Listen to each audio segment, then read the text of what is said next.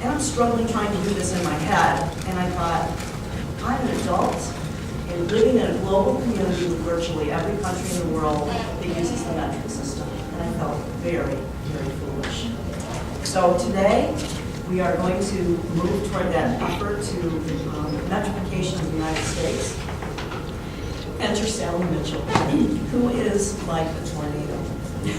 When it comes to educating young people, teaching chemistry, and her passion for metrifying the United States of America.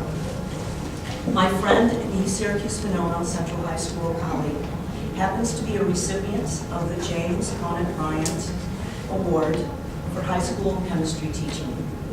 And she's here today on 10/10, excuse me, no coincidence by the way, to launch a full-scale metrification campaign. Take it away, Sally Mitchell.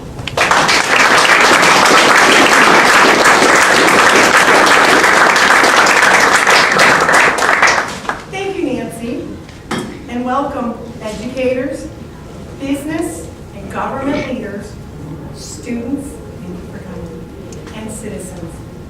We are gathered here today at the MOST, our wonderful Museum of Science and Technology, on the 10th day of the 10th month, yes, 10/10, to begin our campaign to convert the United States of America to the metric system, the most logical, scientifically perfect, and simplest system of measurement devised by man.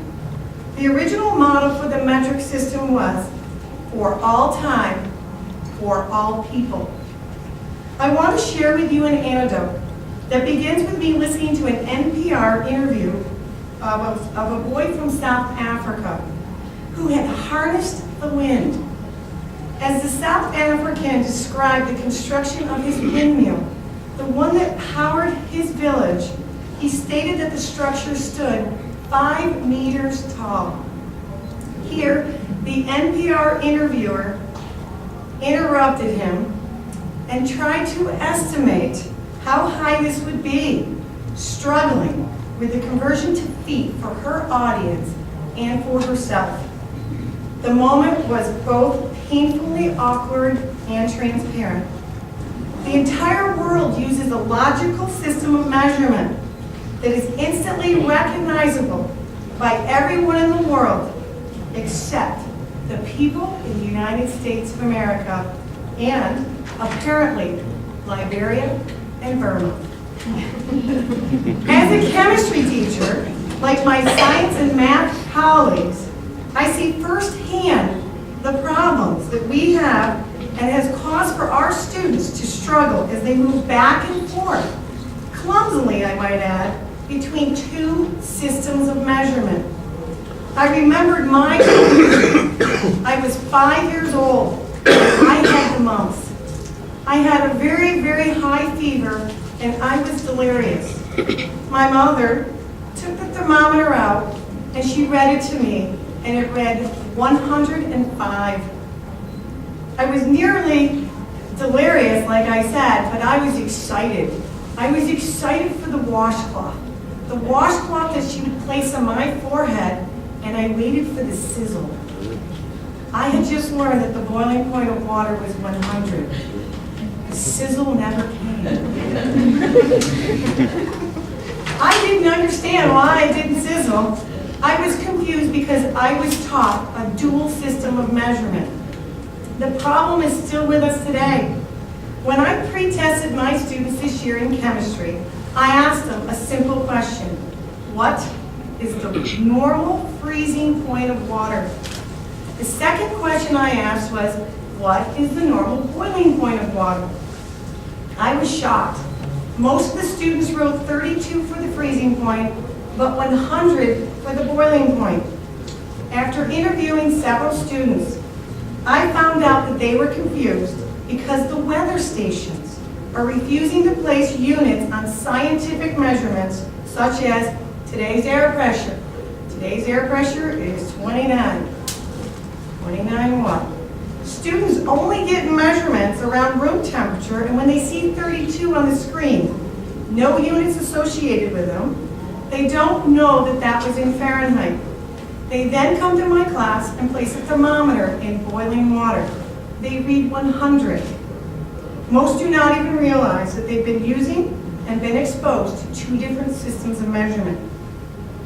Leaders in our government are acutely aware that students in the United States have fallen behind their peers, even in underdeveloped countries, for a number of reasons.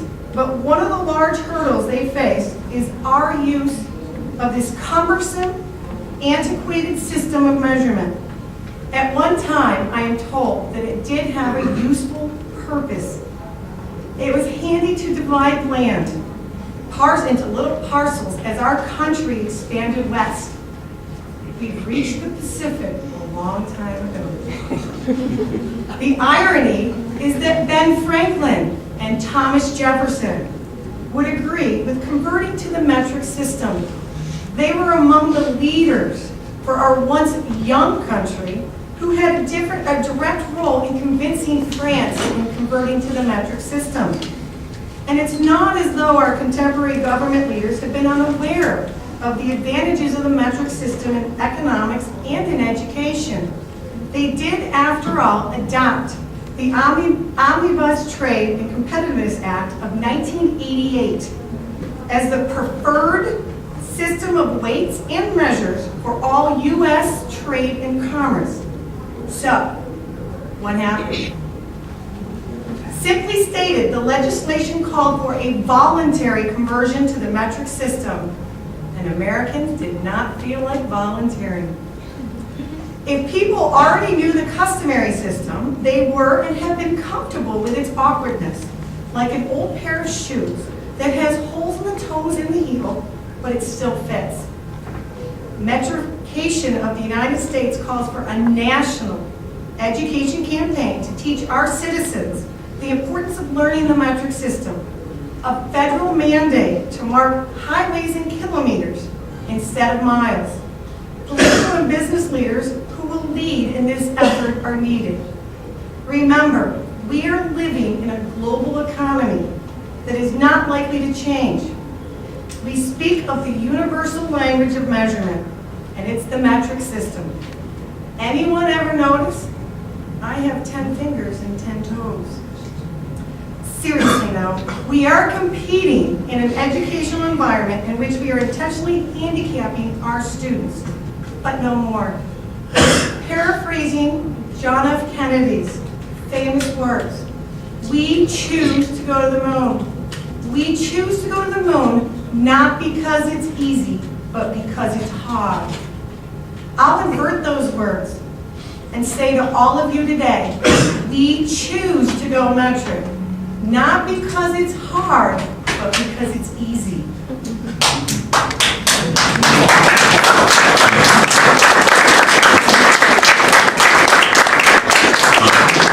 Let's make 2010 the year of the United States of America where we go metric and regain our economic and educational supremacy. Now, if everyone in the room could make a commitment to take on just one initiative from the many I've identified here, we will become an unstoppable force for improvement and change to an international system of measurement. I will work on the educational task of teaching the beauty and ease of the metric system by developing a series of 10 short and entertaining videos explaining how simple it is to use the metric system. And I will convince Americans that this really is the best choice for our children. I have a list of 10 additional, simple initiatives, and there are multiple actions each of you can take. If we all follow through on just one of these and pass our initiative on to 2 more people, we are going to start the metrication of the United States here in this exhibition hall at the Great Museum of Science and Technology on 10/10. So come on up, grab a sheet, and let's go metric, remembering one system for all. Thank you so much for coming. Was it a dinosaur? It wasn't a dinosaur. You say you didn't see it. I didn't. So how do you know it wasn't a dinosaur? Because dinosaurs are extinct.